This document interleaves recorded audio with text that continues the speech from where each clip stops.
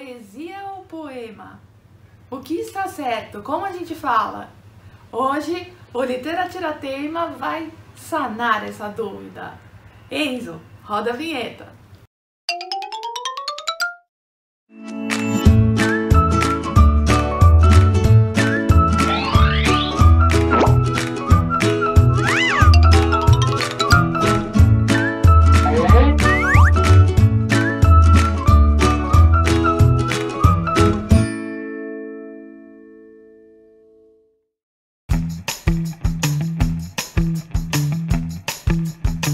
Bom dia, boa tarde, boa noite. Mais uma missão para o Literatirateima. Hoje vamos conversar sobre os termos poesia e poema, que as pessoas usam indiscriminadamente, né? Às vezes falam poesia querendo dizer poema, às vezes falam poema querendo dizer poesia. Então vamos tentar entender qual é essa diferença. Já deixei aqui o nosso quadro meio que pré-feito. Vamos lá. Então, qual é a questão? Qual é a diferença entre poesia e poema? Lembra que eu já falei para vocês algumas vezes que quando um texto literário é analisado, é observado, quando a gente comenta um texto literário, é preciso olhar duas coisas: forma e conteúdo. A forma vai observar como o texto é feito, como o autor escreve, quais são as suas escolhas, e nenhuma dessas escolhas é aleatória, pode ter certeza. E o conteúdo vai observar o que ele diz, o assunto, o enredo, o texto que ele escolhe o tema que ele escolhe para destrinchar no poema e assim por diante. Então, nesse caso, observando aqui, poesia é conteúdo. Quando a gente fala em poesia, estamos falando em lirismo, emoção. Uma das primeiras coisas que a gente aprende quando a gente estuda trovadorismo é que existe um eu lírico que se manifesta no poema. E isso segue, toda vez que a gente fala de poema, são eu líricos que vão aparecer. O eu lírico é a voz do poeta. Isso vai ser assunto para um outro Literatirateima, mas eu já vou adiantar. Existe um mundo real no qual está o escritor, o poeta, e existe um mundo literário no qual estarão o narrador, no caso da prosa, e o eu lírico, no caso do poema. Assim sendo, é preciso tentar, cuidar para não confundir essas coisas, porque na análise isso vai ser muito importante. Voltemos então à poesia. Poesia é lirismo, poesia é emoção. O que é o poema então? O poema é forma, é uma opção de escrita. Ao poema a gente contrapõe a prosa. Enquanto o poema é escrito em versos, ou seja, vou levantar um pouquinho. O verso é quando a gente tem uma construção que tem um determinado ritmo, tá? A gente pode ter um poema escrito em versos livres, a gente pode ter um poema de métrica fixa, redondilhos, como Batatinha quando nasce, por exemplo, decassílabos, como o soneto. Sempre tem um ritmo nesses versos, mesmo quando o verso é livre. Tá? Não achem que o verso livre é mais fácil de ser feito. Houve um momento no romantismo, pela liberdade individual e dos sentimentos, em que os românticos pregaram o verso livre, mas não conseguiam fazer, porque foram séculos de forma fixa. Tá? E então o verso livre vai aparecer com muita força só no modernismo. Mas voltando aqui ao nosso conversê. Poema, portanto, é forma. O poema é escrito em versos, tá? Aqui estão os versos. Um soneto, por exemplo, lembra? 2 quartetos, 2 tercetos, sempre nessa ordem, né? São 14 versos, normalmente decassílabos. Você deve lembrar disso do colégio, porque sempre o professor deve ter falado várias vezes isso na sua mente. E aí, no caso da prosa, a prosa é organizada em parágrafos. O que é o parágrafo? você tem um espaço que você deixa da margem, aí começa a escrita até a margem do outro lado. Então, supondo que você tem aí uma página. E aí você volta até a outra margem. Até o momento em que você termina a sua ideia. Seja, aqui eu estou supondo tanto o computador quanto a folha, o papel em que você escreva a caneta e tal. Acabou a ideia, ponto final. Ou no caso de uma situação de narrativa ficcional, ponto de exclamação, ponto de interrogação. No e-mail, você está conversando com alguém, você vai usar outras pontuações aqui. Uma vez eu fui interpelada assim: Adriana, ninguém mais usa ponto final. Muita calma nessa hora, né? Uma coisa, de novo, é a utilização correta dos recursos da língua. E o que acontece, por exemplo, no e-mail dentro de uma empresa em que você tem e-mails rápidos circulando e tal, aquele mundo digital permite algumas coisas, mas com certeza, se um e-mail vai sair dali para um compromisso profissional com outra empresa, o uso da língua portuguesa, o uso adequado da língua portuguesa, muitas vezes até criativo, mas o bom emprego também é um argumento para aquele negócio que você quer estabelecer com essa outra empresa. Então a prosa, retomando, qual é a diferença em relação ao verso? O verso, ele vai usar o espaço da linha, que é adequado ao desejo do poeta, do autor que está escrevendo. Pode ser forma fixa, pode ser forma livre. O modernismo tem momentos de versos imensos, de uma aproximação, poesia e prosa, mas há outros momentos em que a forma é fixa e muito breve. E aqui no caso dos parágrafos, a gente tem o texto aqui em prosa, começando com o parágrafo e indo até o sinal de pontuação que for adequado àquela comunicação. Então veja que a diferença básica entre poesia e poema é que na poesia se fala de conteúdo e há lirismo, a emoção, a subjetividade. E no poema você fala de forma. Adriana, mas o poema tem poesia?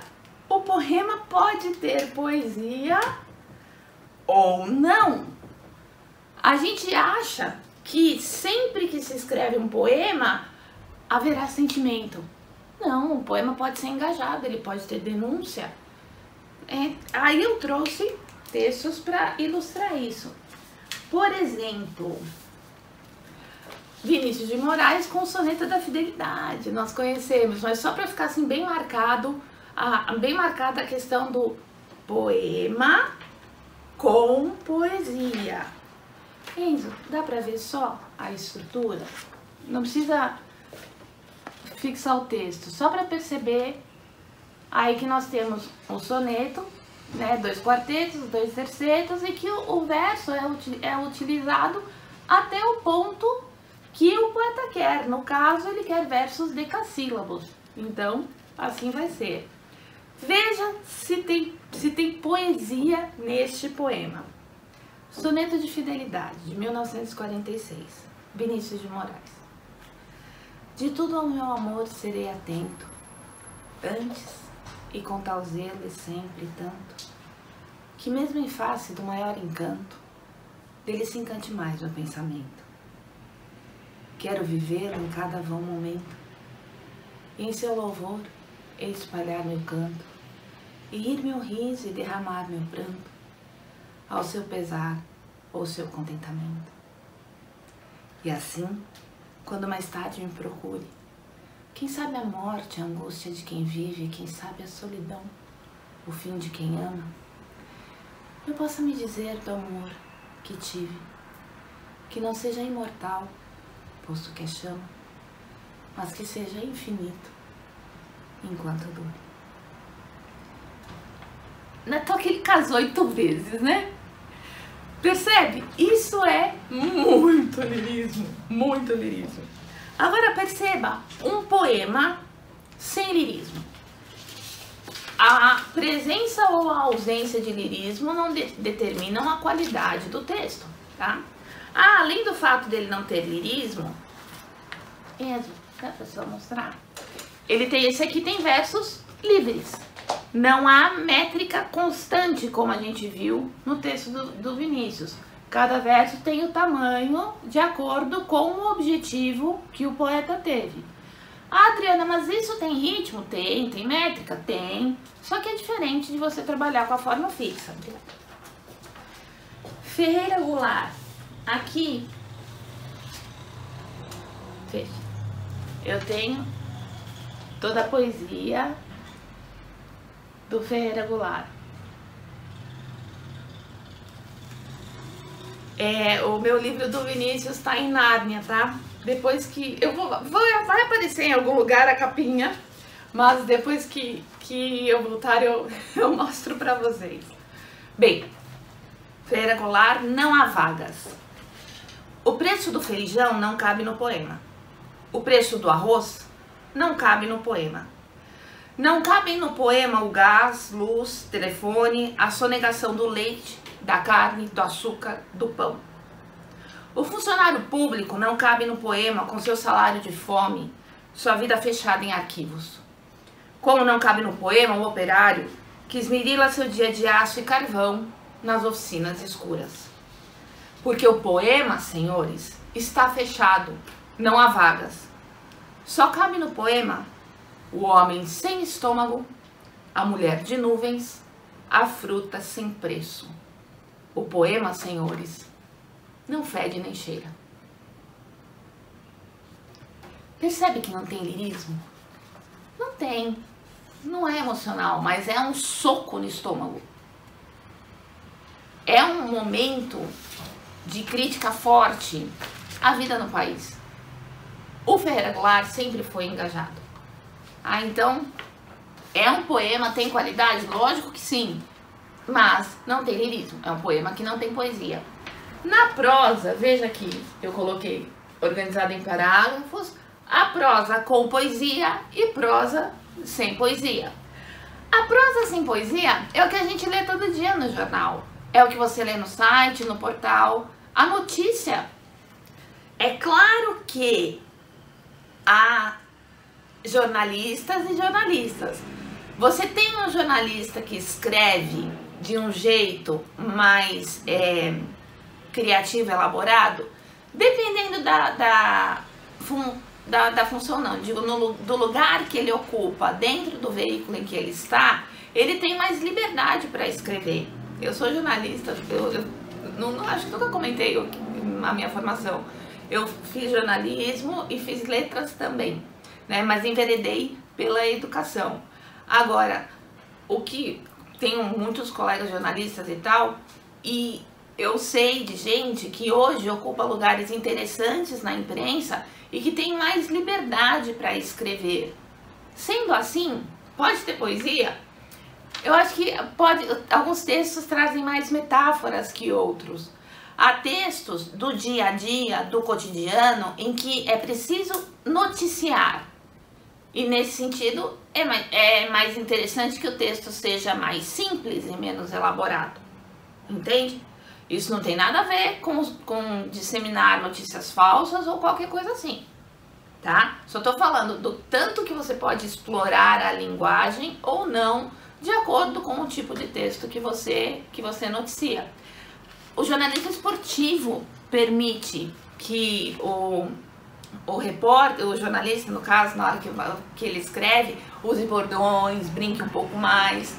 Por quê? Porque ali você tem o compromisso com a notícia, obviamente, mas o próprio assunto, né, permite que haja uma brincadeira a mais e tudo. Agora, o jornalismo que a gente chama de geral, que são notícias, que vai falar de morte, de assalto, de acontecimento, de desastre, né, de tudo, sei lá, qualquer assunto, esse tem que ser mais pontual. Então, é bem sem poesia, tá? Agora vamos dar uma olhada nessa prosa com poesia. Muito além daquela serra que ainda azula no horizonte, nasceu Iracema. Iracema, a virgem dos lábios de mel, que tinha os cabelos mais negros que a asa da graúna e mais longos que seu talhe de palmeira. O favo da jati não era doce como seu sorriso, nem a baunilha recendia no bosque como seu hálito perfumado. Essa descrição da Iracema que o Alencar faz, e olha que Iracema é um livro assim bastante demonizado pelos leitores da atualidade, porque o Alencar vai de ponta a ponta no que a gente chama de prosa poética. Ele há momentos em que não é fácil ler alguns trechos do Iracema, porque ele elabora bastante o texto.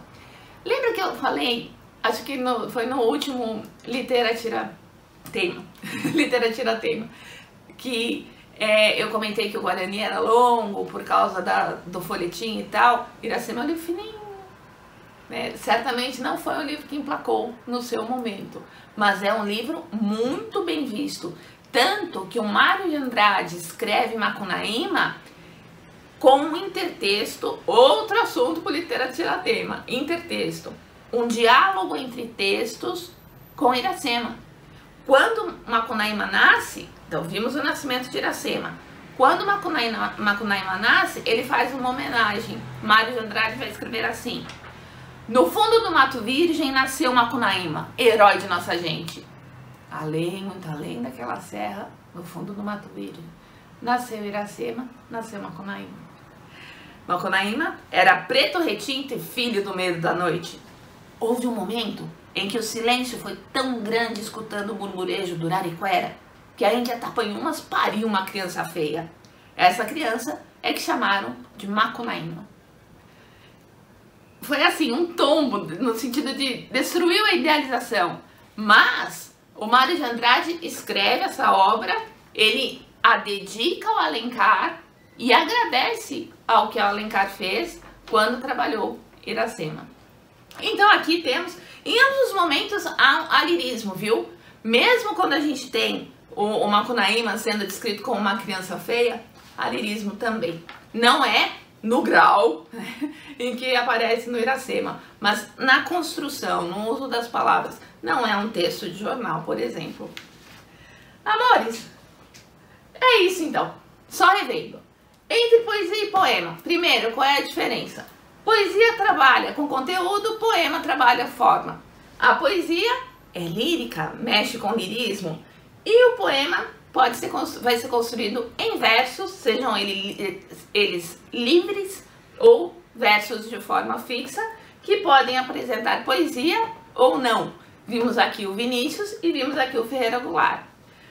O que seria o inverso, o contrário, o outro do poema é, na verdade, a prosa, que se escreve em parágrafos. Também a prosa com poesia e a prosa sem poesia, porque poesia é conteúdo e pode estar em qualquer lugar. Tudo bem?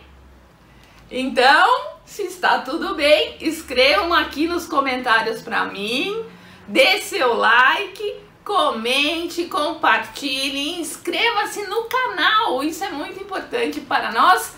E até o próximo Literatira-Tema. Muito obrigada, um beijo!